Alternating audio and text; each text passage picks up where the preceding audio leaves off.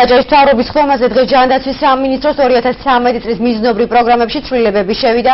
გაიზარდა განსაკუთრებულ შემთხვევებში სამედიცინო დახმარების კომპონენტი. აჭარის ჯანდაცვის სამინისტრო აღარ დააფინანსებს იმ პროგრამებს, რომლებიც საყოველთაო დაზღვევის პროგრამის ფარგლებშია. აღნიშნული პროგრამის ეკონომიის შედეგად 853,000 ლარი გამოთავისუფლდა, რომელიც 1000 ბენეფიციარზე გადანაწილდება. სხდომაზე განათლების მინისტრმა ერთიანი ეროვნული გამოცდების, საერთო სამაგისტრო გამოცდებისა და მასწავლებელთა სასერტიფიკაციო გამოცდების ჩატარების უზრუნველყოფის ღონისძიებები განიხილა.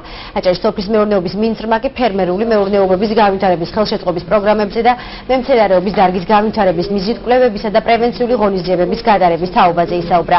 დაიგეგმა ციტრუსის დაკალიბება, დახარისხებისა და მისთვის ეტიკეტის მინიჭების პროგრამის განხორციელება და ციტრუსის პავილიონების რეაბილიტაცია. პროგრამისთვის მთავრობის ბიუჯეტიდან 10 მილიონამდე ლარი გამოიყოფა. სხდომაზე სულ 18 საკითხი განიხილეს.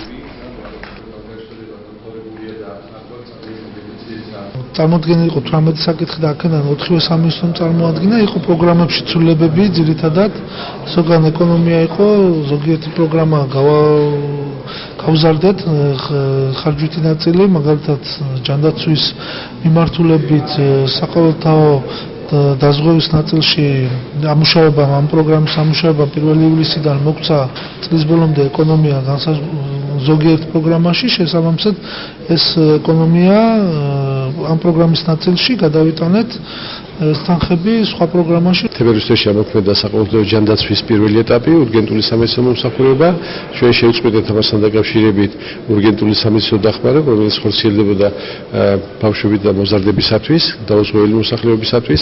მეორე ეტაპზე ამოქმედება გეგმიური სამედიცინო მომსახურება, რომელიც მოიცავს ჩვენი ინფორმაციით გეგმიურ სამედიცინო დახმარებას, მოიცავს ასევე ონკოლოგიას, შეიძლება მოიცავს გულის ქირურგია. ჩვენ გარკვეულად შევამცირებთ ამ პროგრამებს, ან შევაჩერებთ თუ ის უნდა დაფარავს და გავაძლიერებთ განსაკუთრებულ შემთხვევაში მოსახლეობის სამედიცინო დახმარების პროგრამას. გვინდა რეგიონში შეიქმნას